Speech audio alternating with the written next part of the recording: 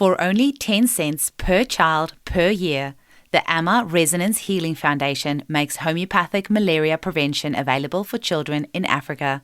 Their aim is now to reach 1 million children, and with your help, 600 Africa volunteers will make this possible. Please visit www.arhf.nl and donate. That's www.arhf.nl. Thank you. Right now in Australia, the state of Victoria is having their elections until 26 November. Victorians have been through some of the longest lockdowns, restrictions and mandates in the world, all because medical authorities would not allow proven natural prevention and treatment options to be used against COVID. Don't allow this to happen again. For freedom, prosperity and health, vote 1 for Dr. Isaac Golden and the Health Australia Party team. To find out more, listen to episode 126 of this podcast or visit www.healthaustraliaparty.com.au. Hello, Eugenie here. Before we get into today's episode, I wanted to tell you a little bit about our two guests, homeopaths Denise Straegis and Alastair Gray. Denise served as Executive Director and Head of Clinical Affairs for the Centre for Homeopathic Education in New York City, bringing together the team and program that it is now, the Academy of Homeopathy Education. As Executive Director of CHE, Denise expanded the professional program to include a 2-year full-time course, the only of its kind in the United States. She is fiercely committed to raising the bar in academic and clinical training for all homeopaths around the world. In addition to the bustling, low-cost clinic run by the school, Denise founded a not-for-profit charity for the homeless, addicted and underserved populations. She successfully forged a partnership with a major medical institution in New York City and currently practices with and teaches doctors and medical residents in classical homeopathy and clinical applications. Alastair Gray teaches at and heads up the Academic Operations, Course Development, Research and Learning Technologies Department at the Academy of Homeopathy Education. In addition, he holds various consulting roles, including academic consulting roles at Endeavour College, Australia, and also College of Health and Homeopathy in New Zealand. Also, educational consulting roles for National Centre for Integrative Medicine in the UK, and consulting to many organisations on e-learning worldwide. Previously, he headed up the Homeopathy Department at Endeavour College, later the Bioscience Department, and he was the National Academic E-Learning Manager. He has lectured under and postgraduate integrative medicine, CAM, homeopathy, and naturopathy for 20 years, including theory and philosophy, case-taking and management, ethics, business practices, and scope of practice. He's a regular seminar and conference presenter worldwide and the author of 23 books and numerous articles on primary research in natural medicine. This was a very fun interview, and I know that you're going to love it. Let's jump right in. Welcome to the Homeopathy Hangout podcast, where we discuss all things homeopathy from around the world. And now, your host, Eugenie Kruger. Hello everyone, and a very warm welcome to Homeopathy Hangout. Today we are hanging out with Denise Straegis and Alastair Gray, the founders of the Academy of Homeopathy Education, and probably two of the most fun homeopaths you will ever get to talk to. Welcome, guys.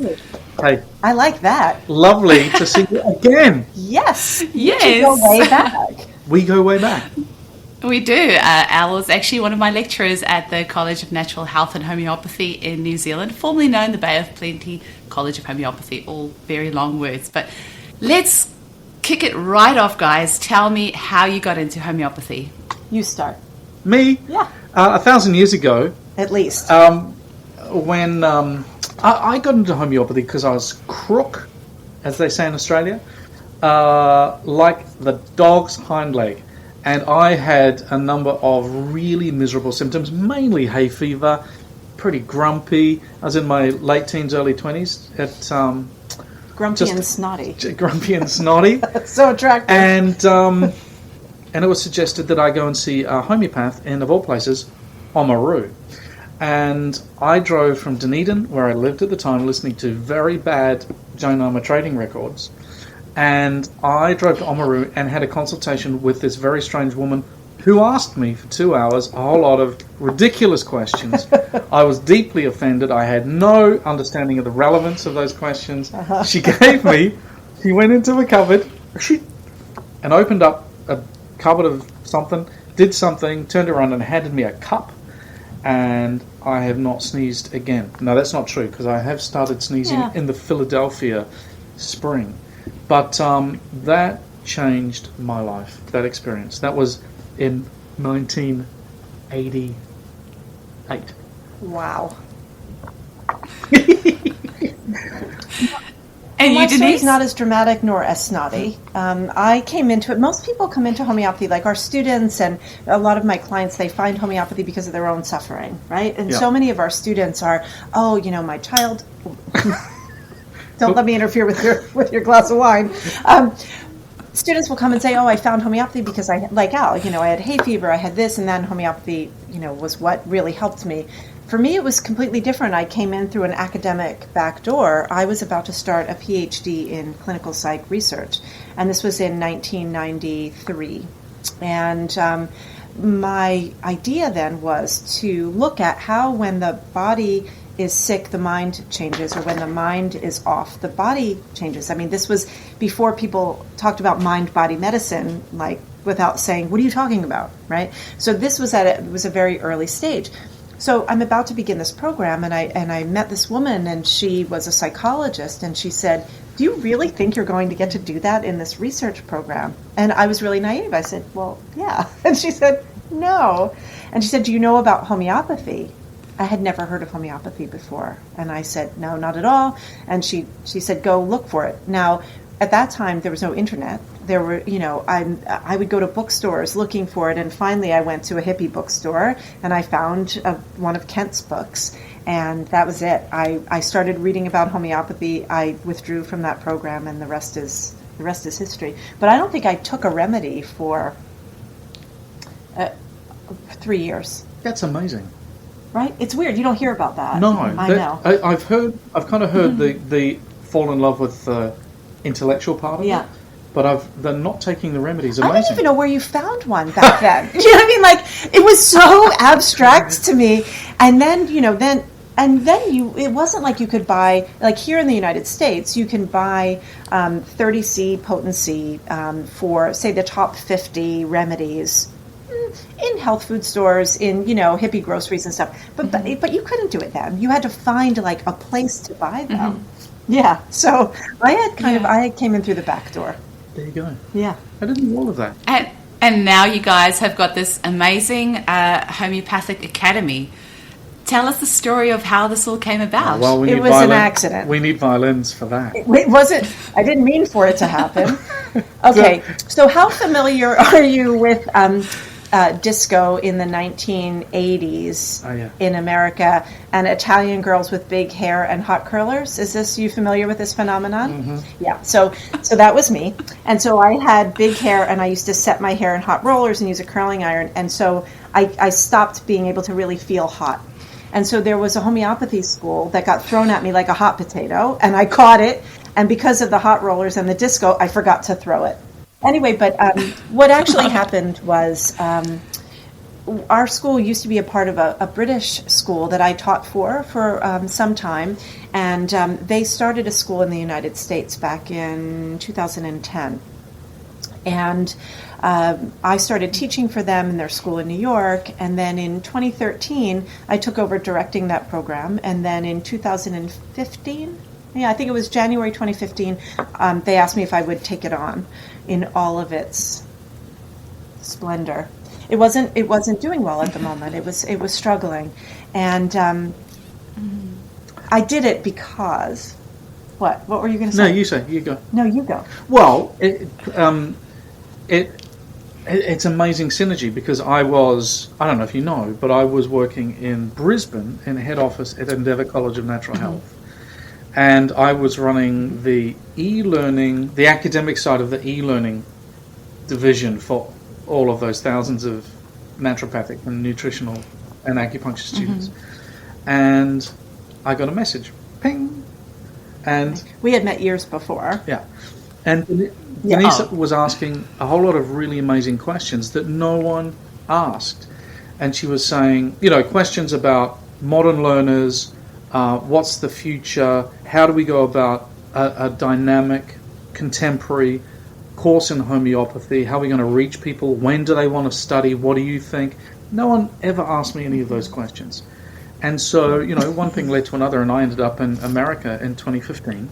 But we spent all of 2014 really working on, well, how could we do this? And there's something else really kind of cool about it. I spent from 1999 to, for 15 years, teaching homeopathy everywhere where I could. I never said no to anybody that said, can you come and teach? I flew all around the world. I flew to Ireland, I flew to India, I flew to Thailand, Malaysia 1,000 times, the US, Boulder, everywhere. Wellington, Tauranga, Christchurch, Auckland. Wellington landings. Those landings. And yes. I take Dramamine for that. Yeah, but I taught so much homeopathy, and then I was talking to someone that had taught as much homeopathy. Not as much. Wow, essentially. I mean, a lot, but not as much as you. I mean, let's be fair. And then we had this amazing opportunity to go, well, if it's now our turn, then let's do it right, and I thought at the time it was kind of like, with the amount of experience that I'd had in distance learning, and that was back in 2010 through to 14. Back in the dark ages. But I tell you what, totally. but that grounding at Endeavour, I hated it and I loved it. It was so good. Because I learned a lot. I learned so much in those years. That's the thing about like there's teaching and then there's running a school. And I knew, so for me, like I had been a teacher, you're a teacher, you're a gun for hire. You go in, you land, and you're sort of the new person. Everybody loves you and you do no wrong, and they always go back to the regular teacher like, ah. But if you're the person who's got to hold it, you're not that flavor of the month or the one who comes in and tells fun stories with a different accent. And so we had to really think about that, because we knew what it was like to teach for other people. And there were all these programs around the world that we had taught for. And what did we like and what didn't we like? And here was the thing. This was really important for us, because why do so many people study homeopathy? They spend money, they spend time, they spend energy, and then they don't have a business at the end of it? Like, yes, what is that? That's such a Isn't worry. It? And we need good homeopaths. And so when we decided we would do it, and I wasn't given a lot of time to make the choice, I went to London to teach. And I get out of the tube, I meet my boss, we go and we're having tea, and he says, "You're going to take over the school in America." I was like, who? I'm looking around like there's got to be somebody else here. It's not me. So I went in and I have to spend the weekend teaching, and I'm so distracted. So I'm on Skype text with him and one of my colleagues here. I'm like, okay, you guys, if we're going to do it, we're going to do it. And we have to decide by Sunday night or something crazy like that. And so I did. I decided it. And then the rest, it just fell into place. It really did. And we made the commitment, and we said, we're going to take apart homeopathy education. We're going to deconstruct the whole thing. We're going to take it, we're going to smash it on the floor, and we're going to rebuild it from all the things that we loved, that we've seen. We're going to try to make better. We're going to do our best to not make the mistakes that some other people have made, because, the thing with homeopathy is that some of our favorite teachers are amazing teachers and they tell great stories, but they don't have educational experience, right? So you mentioned you interviewed Kelly Callahan, right? So Kelly, who's like all around one of the coolest people ever on the planet, hands down. So Kelly Callahan teaches with us, and her background is in education. It's actually in experiential education. And so when we met Kelly, and we realized that not only was she a homeopath and personable and all of that, but she had background in education, we're like, dude, hello, come on. Hello, come to Mama and Papa. Amazing. And so Kelly's been working with us ever since. It's been She's amazing. Awesome. So we made this commitment to educational standards, and the goal was to raise those standards in homeopathy by raising educational standards. Like, I have this thing that's really near and dear to my heart, which is you can never blame someone for something they've never been taught. You can't say you don't do a good job at this. If no one ever taught them, they haven't had that opportunity. And so we had to figure out, how did we take the experience that we had and bring people in and show them some of the nuances. So you know what I think that because you thought, well, for me, you are the driver of the clinical side of what we do. Yeah. But it's all about clinic from day one. From day one. Clinic. And so by the time I think you guys must be the only college that does that. Like, I don't know of anyone else around the world that does what you guys do, and I'm so jealous. Like, I feel like I want to go retrain as a homeopath just so I could have that, because, in our 4 years of full-time training in New Zealand, I think we only did about 5 cases before we graduated. And I know when I listened to an interview that you guys did with Kelly, and I think she said that she hadn't done any before she had graduated. She'd observed some cases, but that's really shocking. We've got students that leave us with full practices and close the door because they've got so many people. Amazing. But when you think about it, and nobody else does this. I know. Well, and part of it is it's hard to do.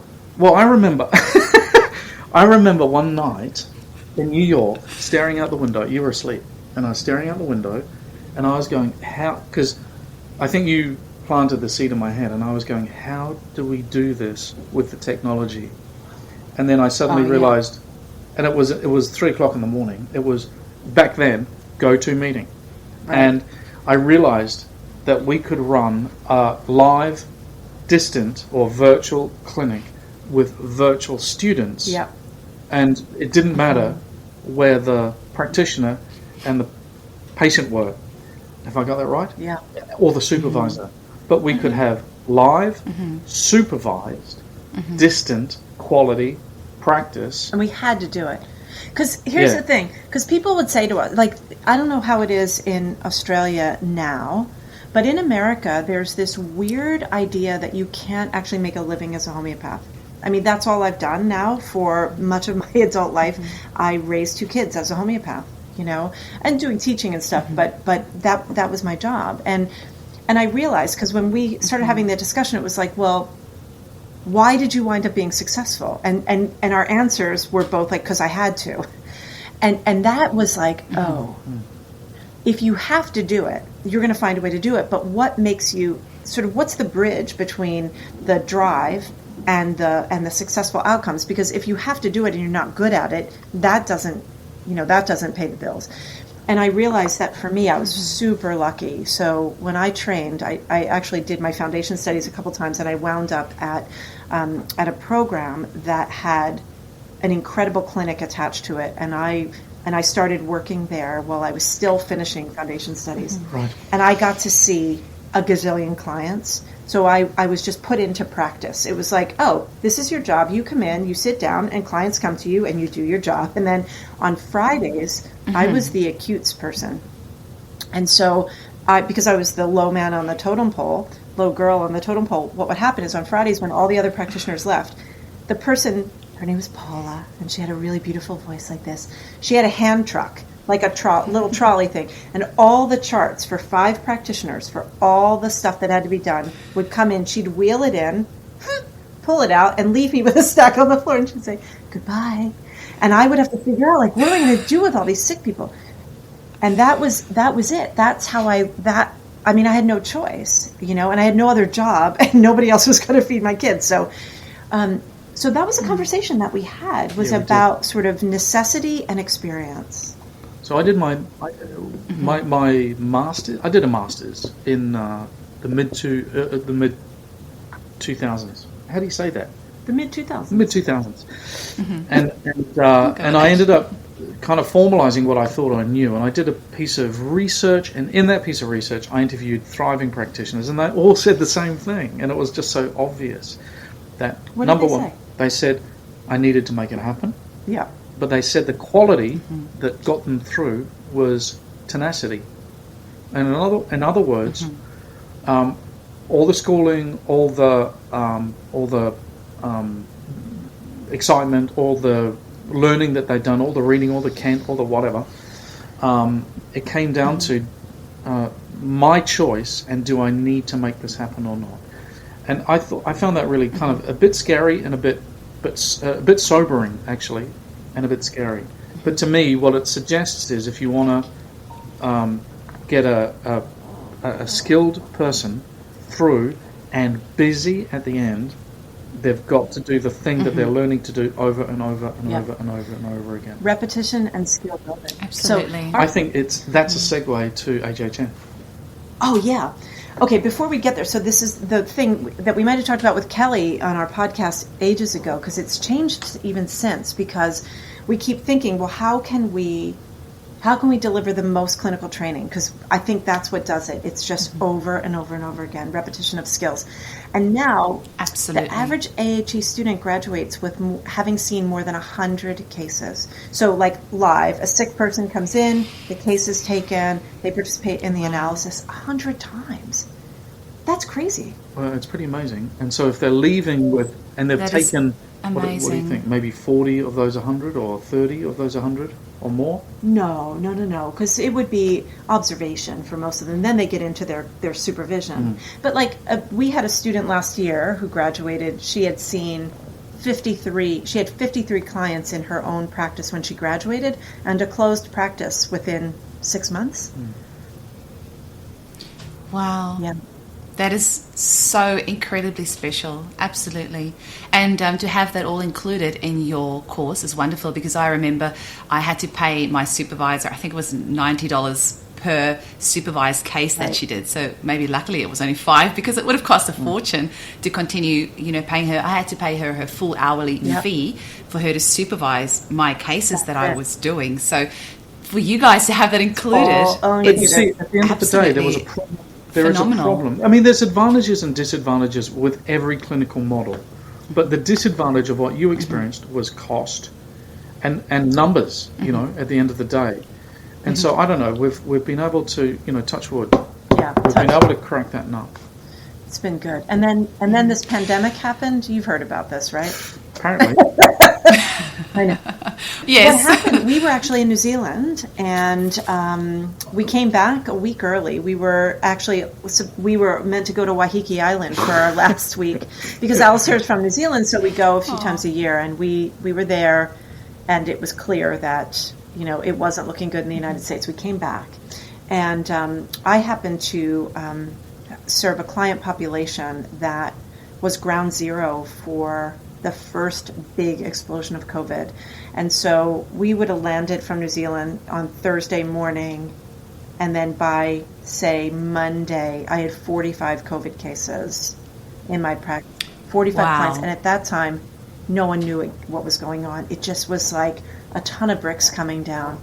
And I thought, there's nothing I can do on my own. I couldn't keep up. I was going 20 hours a day.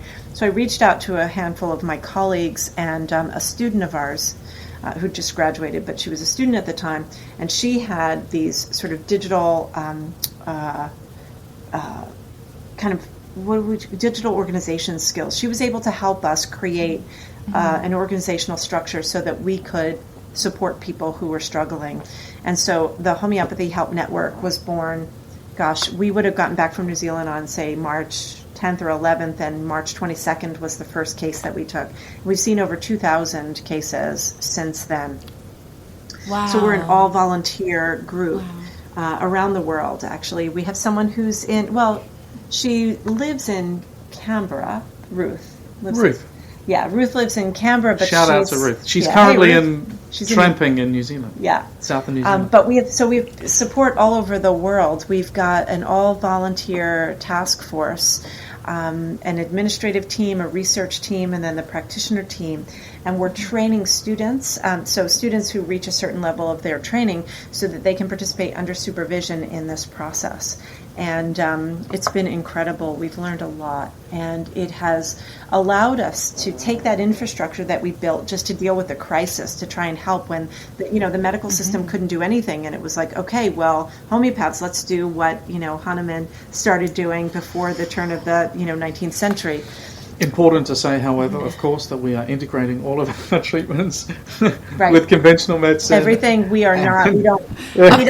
Of course. And seek your medical practitioner's advice. 100%. All of that. And I think, it's interesting, and not just to say that to sort of do a cover your bum, but We really believe in integration. Like, so one of the questions that we talked about for this conversation was about what do we see in the future. And what we see in the future is a completely integrated medical system. And so in our student body, we're about 25% licensed medical practitioners and 75% non.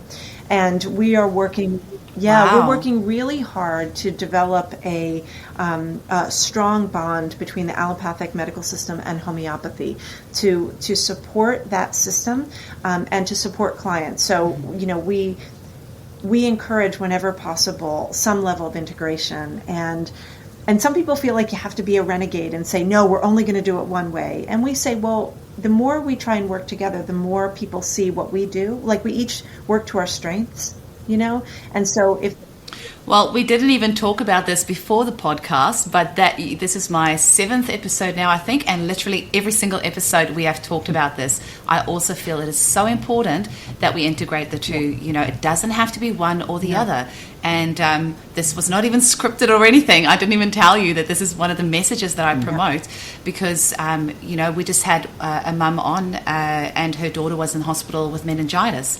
And her 5-week-old baby, this was over a year ago now, she's well, but listened a couple of podcasts back, and she was in hospital. That was the best place for her to be, but she had her belladonna there, and her doctor was supportive, and she was using it, and the next day the girl was so much better. So imagine a world where we were able to have the homeopathics or the acupuncture or the herbs in the hospital setting alongside conventional medicine. And I think you have a not-for-profit clinic that you have set up, Denise. Can you tell us a little bit about that, which is alongside conventional medicine? Yeah, right? so that's actually how we started our foundation. Our charity was started in 2015 because we were asked to provide education to residents and interns at a medical school, at a conventional medical school in New York City.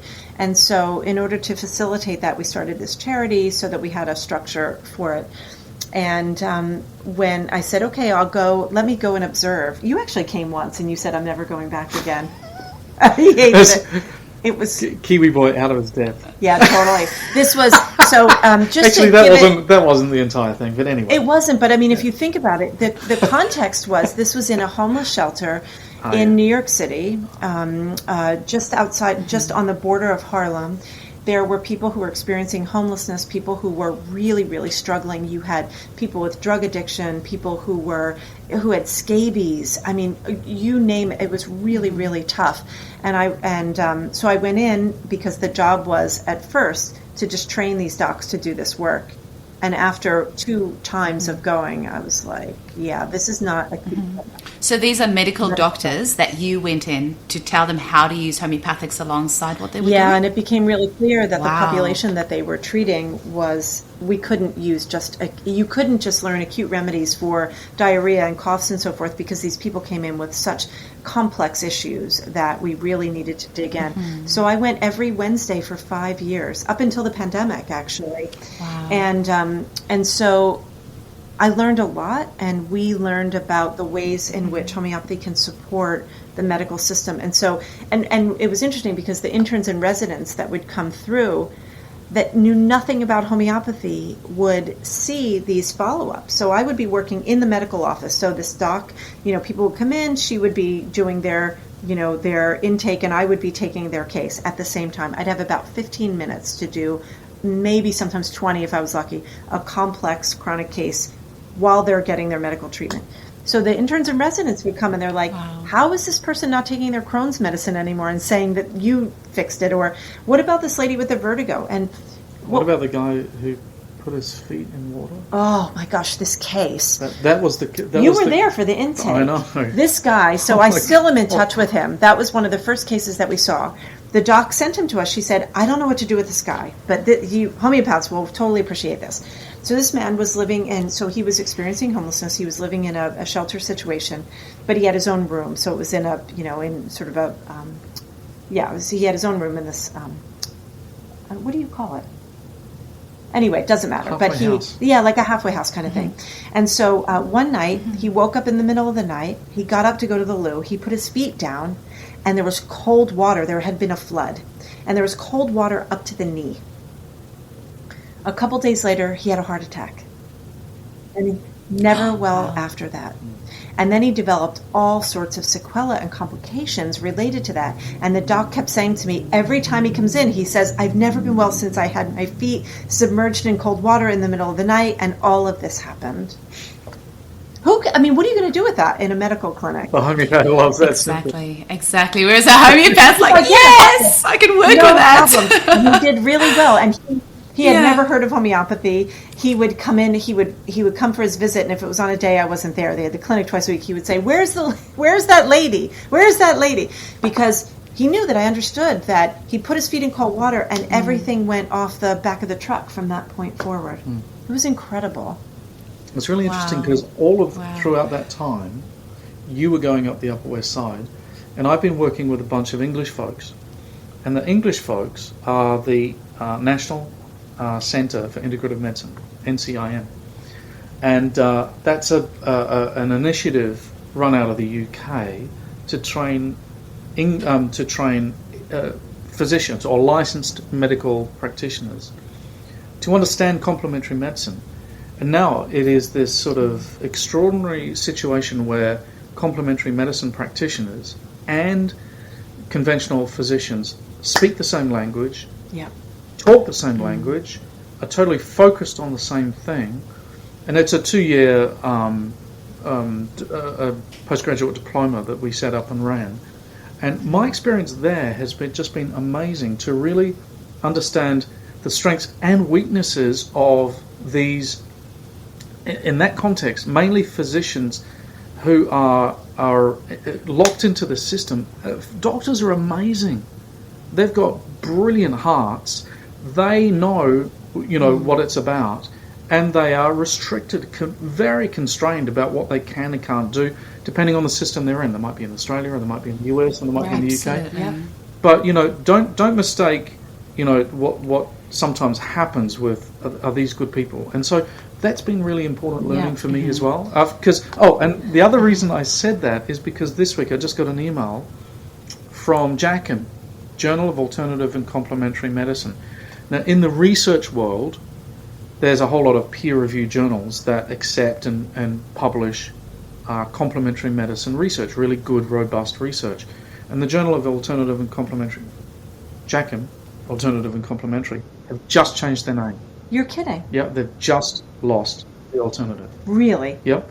And there's... Oh, that's brilliant. Well, it is actually. I believe it's brilliant because it's the Journal of Integrative and Complementary Medicine. That's their new approach. Time has changed. Yeah. This is no longer the 1970s. Nope. And even though there might be some students or there might be some practitioners that are fiercely determined that they're going to find another way, this is not where... Well, because are you going to do cataract surgery? Let's just be real. I could do that. You could... I mean, come on. I'd be really good. Or broken bones. I would not like to volunteer for that, Me Al. neither. I went with a I got a steady hand. Yeah, you're not going to do that. I think at the end of the day, if we always keep in mind that our highest goal needs to be our patient in front of us, then we need to put ego aside and do what is best for the patient. And if we can just all, as healers, as therapists, just keep that in mind. It is all about the client and the patient. Just putting aside all that ego and everything else. Work with whoever you need to work with. Do whatever you need to do to help that person in front of you. That really is all that matters at the end of the day. Don't you think? I mean, it's so interesting because it's not just like sometimes you send people to the doctor. I need to know what's happening with you. Absolutely, I do as well. But you know what's interesting too, and some of my clients are amazed when I do this, or students when I tell them that I do this. Send them to the acupuncturist, or send them to the physiotherapist, or send them to the craniosacral therapist. Like, wait, you can't. Sometimes you need to fix different levels of what's happening with the person. I love that. I mean, today I did.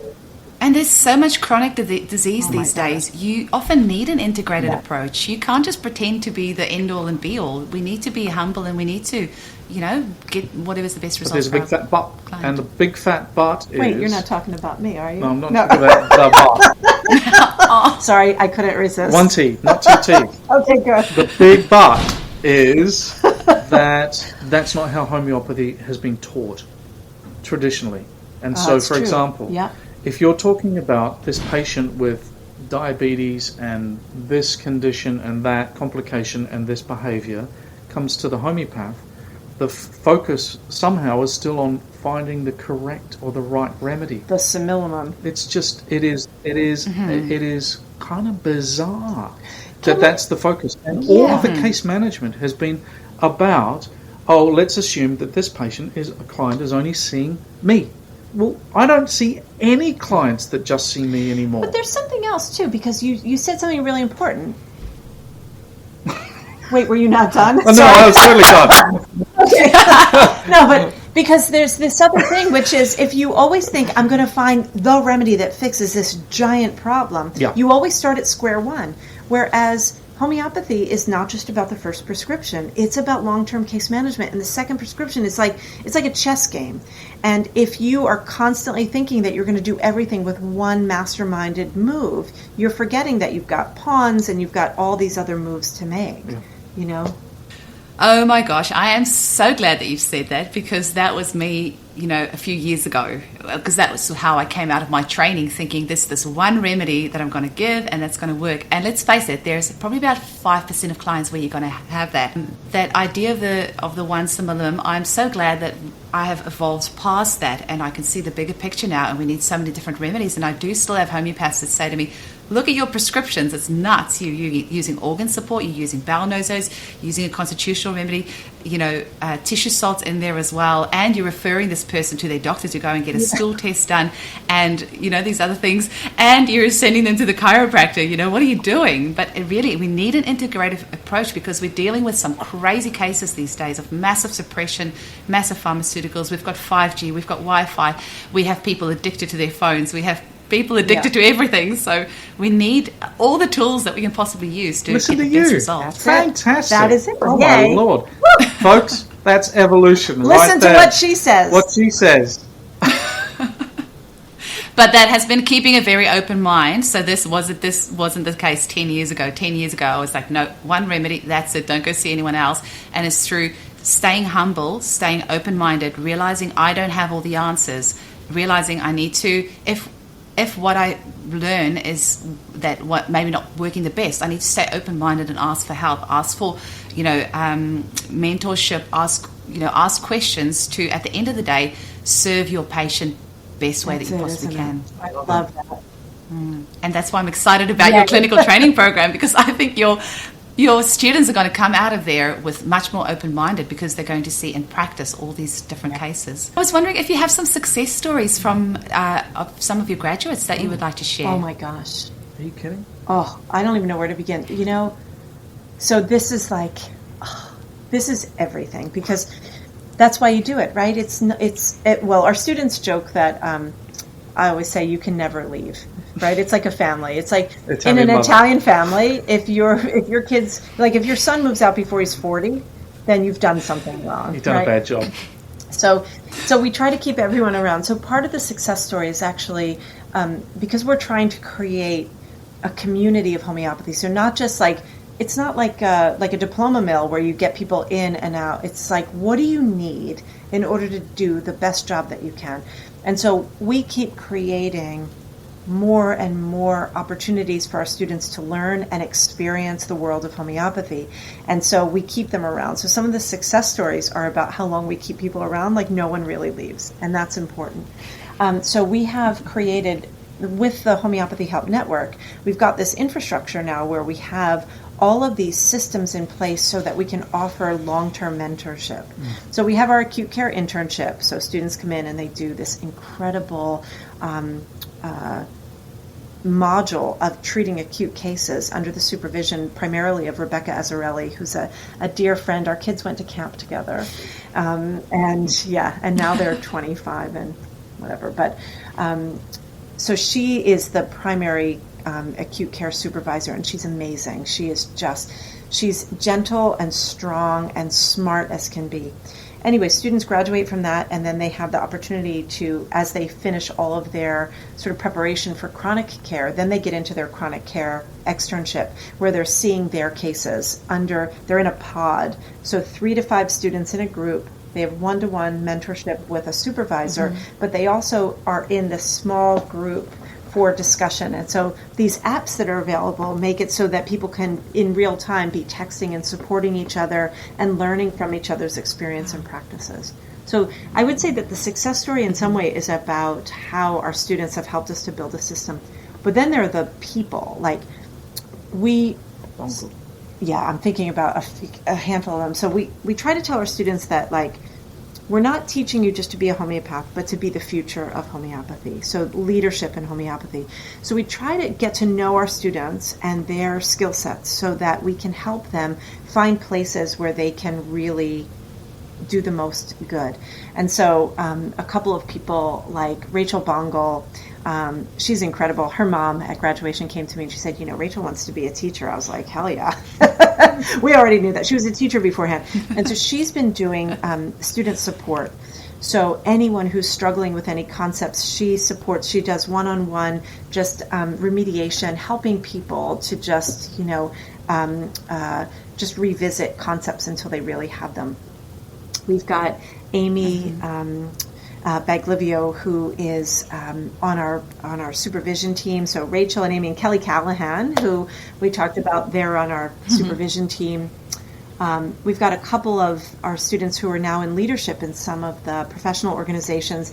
Jared Coggins is the vice president of the North American Society of Homeopaths. Randy Fruchter is the vice president of the CHC, which is the Council for Homeopathic Certification. Parker comes to mind. Parker Pritzchek. She has so many jobs with us now.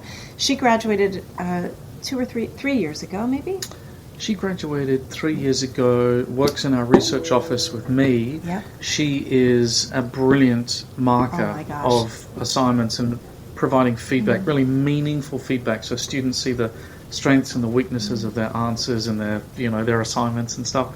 And she teaches for us. She teaches academic integrity module. Yeah. So you really like to keep it in the family. Like, no kidding, seriously. Well, no one. If they leave, I cry.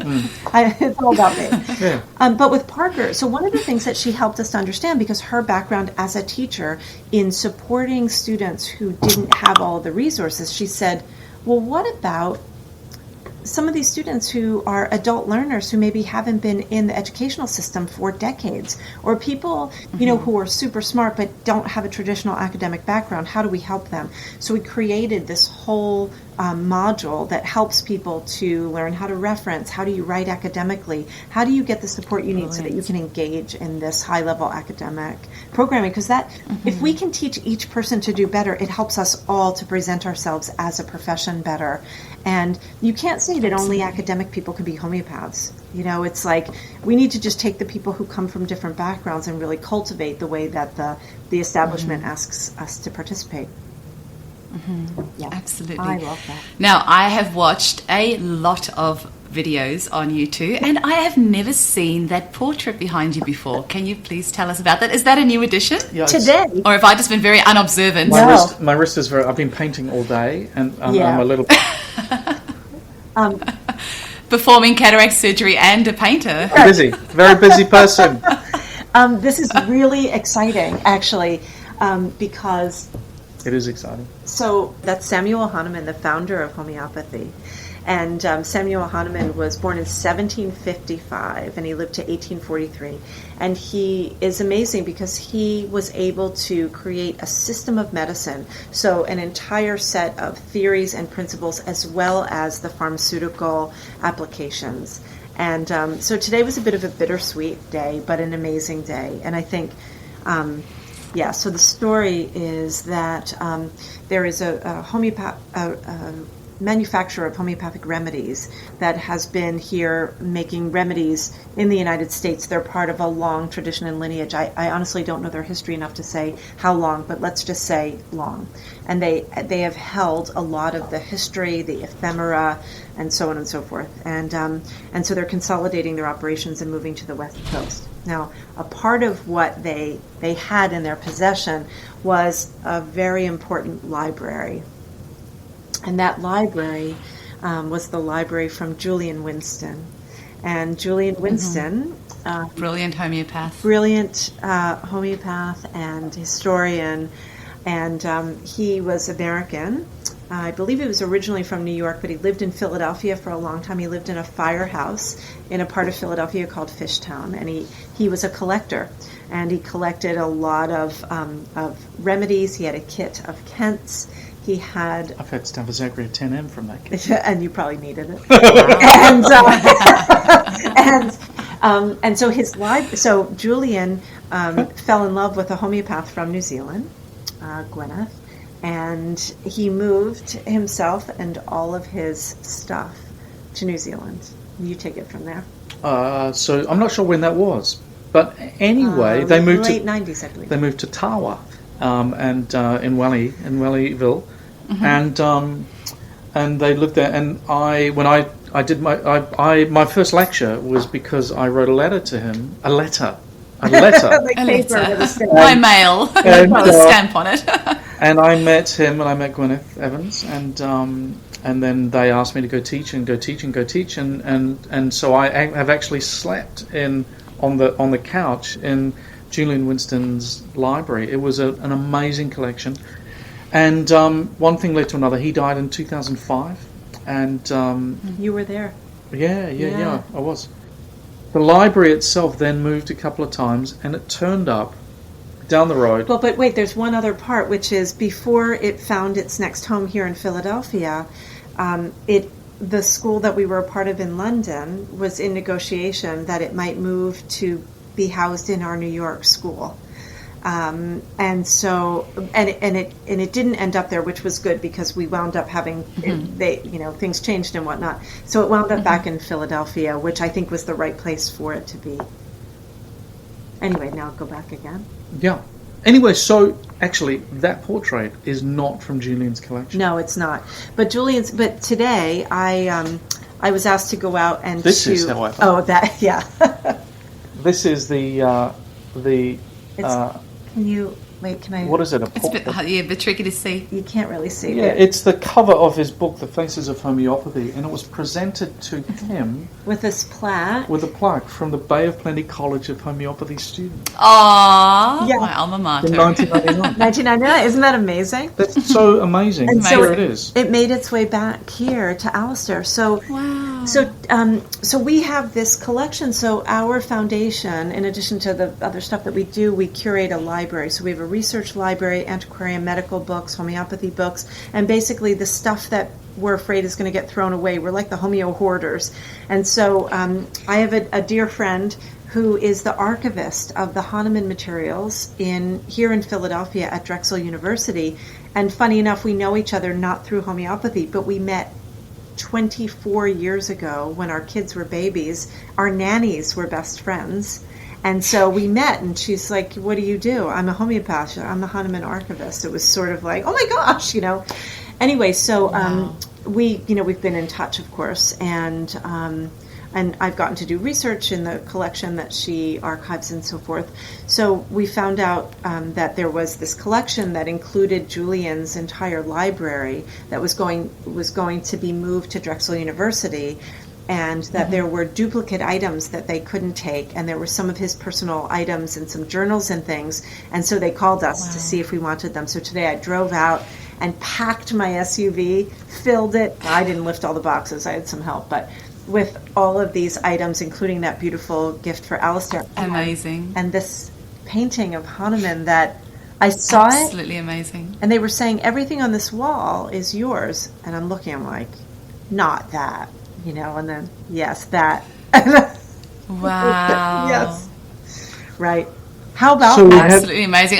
The library, we've got a really beautiful library. The Jay Yazga, who you might know from the... I was going to ask if it was Jay Yazga, yeah. So I've got his dictionary on my desk. Yeah, exactly. Jay is lovely. Yeah. I love him. Can I show? Yeah. So we've got... It's a bit of a mess at the moment, unfortunately. Because we've taken on you see all the boxes. Wow. Oh, I can't I saw your little photo that you posted on your Facebook page with you as a ghost going through the library books, like coming back as a ghost so you can continue reading. And I laughed so hard because that is literally what I will do. I will come and ghost all of those, archive texts. The library was tidy until this afternoon. Yeah, because I brought a car, literally a truckload of books. And so one of the things that our foundation does is we want all these amazing books to stay in circulation. We don't want people to recycle them. So when someone rings us up, people ring around to say who can take these books. So if someone retires or their estate, they donate these books to us. And so every couple of months we get truckloads of books delivered. And we actually have an intern who's moving to Philadelphia in a couple of months, and his primary job is going to be to organize this library, take all the duplicates so that they can go to students of homeopathy. And best job ever. Right? I know. Yeah. I was actually, I don't want to use the word lucky, because unfortunately 2 homeopaths passed away in New Zealand about 10 years ago, not too far away from each other, and I managed to get their collections. It was actually on Trade Me. Do you remember Trade Me, Alastair? It's kind of like a gum tree. Yeah. And just found it on Trade Me, and I think it was something like $200 for like just boxes of books, and the people selling it obviously had no idea of the value. But the books I like the most, I've got a pile up there, but those tiny little leaflet booklets that you get, and it would just be like a treatment on ringworm, actually, that burning book, the tiny little one, but it's so valuable. You just find like really hidden gems, and the paper is all brown and smells like mothballs, and it's just it's wonderful. So before we wrap up, I'm a little bit sad. I was hoping this would carry on forever and ever, but we're going to have to do another one of these in the very near future. But your favorite 3 remedies for each of you, and why? And I purely do this to watch the homeopaths squirm, because trying to choose your 3 favorite remedies out of over 8,000 is so hard. But for each of you, what are your top 3 and why? It's so simple. For you personally. Any squirming at all. Really? The answer, totally. My top remedy of all time is Ferrum Phos. Oh, yeah. Well, and the reason is because when you can't think of anything else. When you don't know what to do, give Ferrum Phos. its clinical indications are uncharacteristic. No clear symptoms. Right. That's it. But that one's true. That's true. My second favorite remedy is Bryonia, because it's just amazing for me. Yeah, it's your own personal savior. I'm always, when I've got man flu and there's so much pain. That should be my favorite remedy, to get you out of man flu. Yeah, which we know is much worse than normal flu. Man flu is worse than any flu you could get. Yeah, totally. And I've that's got only 2. That's only 2. And my third would be my first remedy is a favourite which got me on the path, and that was Allium Cepa. Allium Cepa. Yeah. Can I tell you a funny case thing before just a homeopath? Of course. Okay, so I had this case years ago of a kid. He would have been maybe 12, 13 years old, and his key symptom was buckets of snot. That's what his mom said. Buckets and buckets and buckets of snot. They would go to those big box stores and buy the boxes of Kleenex tissues, and he would blow his nose before school, filling the bins, like 2-3 bins every day. I mean, it was an Allium Cepa case, but of course, I'm thinking, what do I do? And I'm like scratching my head. I'm calling friends, and they're, what's wrong with you? You know how homeopaths overthink things. So I gave him Allium Cepa, of course, and it was like 5 years. He would repeat it every now and again. We went up to maybe 200C, and it would have been literally 5 years before he needed something else. And it cracks me up, because we think it's a remedy made from onion, right? It just seemed like such an underwhelming prescription. I wanted to be fancy. Exactly. And that's, we so often get ourselves caught up in that. Hey, I remember when I first started in clinical practice, and I'd be like, I want to prescribe all this funny stuff. But you know what? It was polycress 90% of the time. I got to prescribe some butterflies here, and a couple of little insects over, weirder insects here and there, and cockroach and a housefly or whatever. But it was polycress all the way, 90%. Absolutely. Yeah. All right. Your top 3, Denise? So my top 3. So I guess if we're going to say remedies that helped us or that started us. So the first time I went to a homeopath, which was, well after I was studying homeopathy. And it's funny when I think about the questions that he asked me, because, you're not supposed to ask leading questions. And he was like trying to get his confirmatories, and he's like, do you like bacon? It's really kind of... So phosphorus was the first remedy that I got, and I can so see you as a phosphorus. Yeah, absolutely. Don't you think it doesn't do anything for me? Yeah, but there was a it doesn't. No, you just have that beautiful bubbly phosphorus personality. Yeah, that would have been my guess. So it was my entree into the homeopathy world. So I think I have to say I love that. But the other 2 remedies would be remedies that I think I couldn't imagine my practice without. And one is Metarhinum. so many kids that just so many kids need that remedy, and yes, it's just amazing. So that would be one. And the third remedy, I'm glad you're saying that, because I feel like I am prescribing Medorrhinum to so many kids these days, and I'm like, am I making all of this up? But I feel like I'm giving Medorrhinum to every second child, because there's just like, so much stuff and so much ADD and just ears and nose and just green snot, right? Green snot. Okay, that's making me feel better now. I'm on the right track. Oh, good. Up all night swinging from the chandeliers. It's like, it's a good... yes. So that, and then I would say the third remedy is sepia, and the reason is that I work in a community of Orthodox folks that have a lot of babies. These women who have 6 would be on the low end, 10, 12. Wow. I've worked with women who have had 14 babies. And I'll tell you what, sepia is a remedy that just is magical for them. And I've just watched these women just have their hormonal systems just recharged. It really helps them to, to feel in and of themselves, and it's a remedy that sort of, it's like their vitamin through their hormonal life. I don't know what I would do without it for some of these folks. I always joke it's the remedy when you want to kill your husband and run away from your kids, and so many mums swear by that remedy, myself included. It is such a great and leave remedy. your uterus behind. Who needs it? Let it fall right out, right? So there's yes. Oh. Sorry, yes. But that's, if we're going to talk about symptoms, and that... And you know what? Actually, prolapse is a big thing. We just had in our group yesterday, somebody was asking, and women feel embarrassed to ask, hey, I've got a prolapse. What do I use? And, so we've got to talk about these things. It's one of those remedies that is really helpful. So those would be my 3. So one personal that sort of was a fleeting personal love, but Medorrhinum and sepia in terms of serving my clients. I reckon gallium is also another big one on your radar. Gallium cleavers, I have just recently come upon that remedy, but it's really good. Hey, I just use it as an organ support for the lymphatics, along with some phytolacca and pulsatilla, all in low potency. You did say gallium, hey? Yeah, but gallium, I think you might be talking about a different one. This is the mineral remedy gallium, element 31. Okay. So not the plant. There is a gallium which is made from cleaver. Oh, the plant. Yeah. That's the one I was talking about. Sorry. You mean gallium the mineral? Gallium the mineral. And it's the proving was done a while ago and published. One of my friends did the publication. And that remedy we have had heaps of cases. Amazing results. Really? Unbelievable. I'll tell you, for homeopaths who might be listening, you can get the proving at dynamis.edu. It was one of Jeremy Scher's provings. And you'll see if you download the provings, if you buy provings on dynamis.edu, I think they're like $7 or $8 American dollars, right? So inexpensive. It's all for their charity, and it funds homeopathy for health in Africa. This proving, this is a polycrest of still undiscovered proportions. We've had half dozen cases in the last 2 years in our teaching clinic alone. I have a case, in fact, if I had to say my favorite case ever, this is a child, she's now 18, 19 years old, but she suffered from a severe head injury when she was maybe 14. She was bedridden for 4 years, so literally didn't leave the house. And I just have been working her case little by little over the years, and about 3 months ago gave her gallium.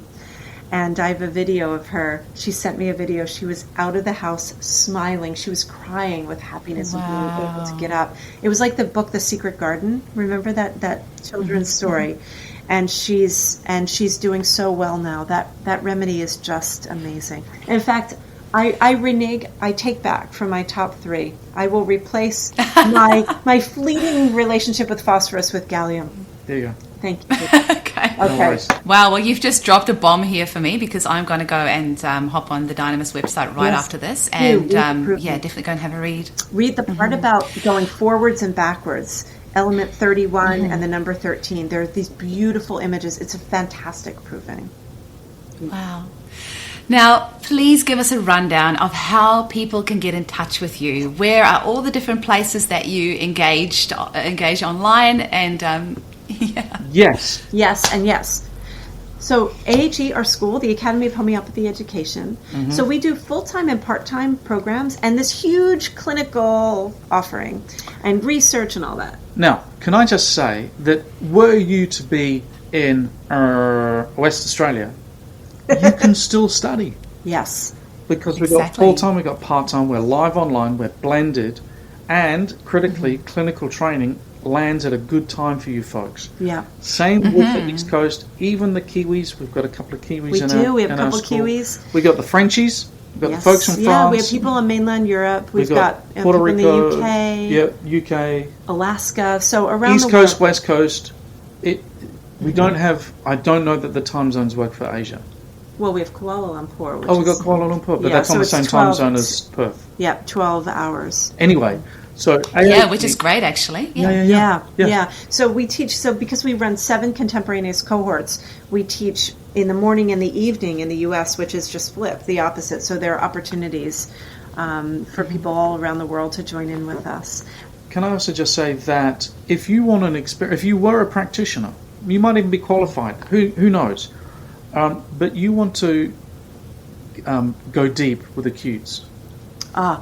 So this internship, this is something that's really important. So when we founded the Homeopathy Help Network, and it's been just growing and expanding, and we are now, so we have a goal.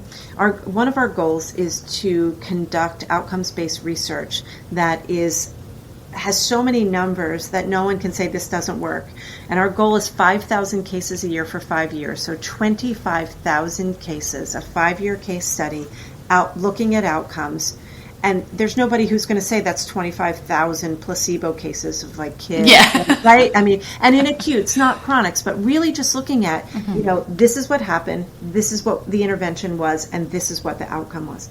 And so we have been able to expand this acute care internship to include folks from around the world who really need to or want to just practice this other skill set of seeing lots of acutes, because it's different, right? When we get into our chronic perspective, it's absolutely different. So please reach out to us, because one of the things we want to do is be able to serve people in other time zones. So having folks from the Southern Hemisphere, that would be really beneficial to us. There's full training involved. There's supervision involved. There's we have remediation if you need to just do revision on acute training and so forth. Yeah, remediation means. So any homeopaths listening to this?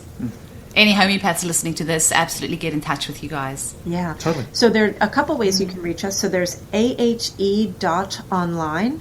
That gets you through to just our main school website.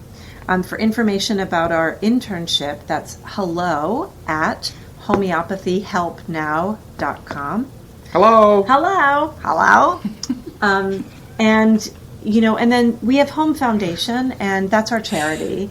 And so, we are really trying to just get as many people as possible involved in a community of homeopaths. And so our charity is called Home Foundation. It's spelled HOHM. And we'll have a new website actually launching probably by 2 weeks.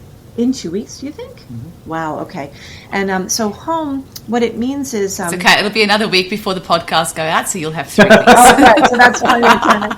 So we chose the word home because we wanted to be the home, home like your place, for homeopathy. And we spelled it HOHM because, the beginning of homeopathy, but also Om. So Om as the sound of universal resonance. And so it's your home, and it's the place where you can resonate with everyone around you. Oh, I love it. Yeah, so we really want it to be a place for everyone. We don't want it to just be for, students and graduates of our program, but rather to be for everyone. We want to find a place. So if you have something that you want to do in homeopathy, we want to be able to facilitate that. So we do. So we have our, clinical offerings through the Homeopathy Help Network. We raise money for scholarships. We try to make homeopathy education affordable to anyone who's committed to that study. We conduct research. So we mentioned our outcomes-based research.